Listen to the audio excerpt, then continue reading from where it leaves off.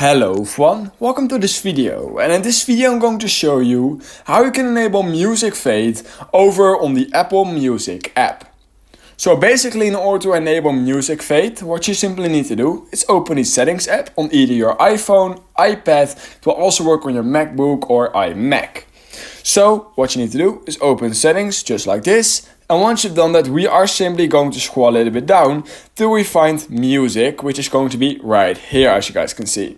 Once you've clicked on that, simply scroll down, and then right here you will see crossfade. So for you it's most likely disabled, so just simply enable it like this, and then right here you will be able to basically change the second of the fade basically. So you can change it from either 1 second all the way up to 12 seconds, and basically once you've selected how many seconds, that's basically all you need to do, and now your music will start fading.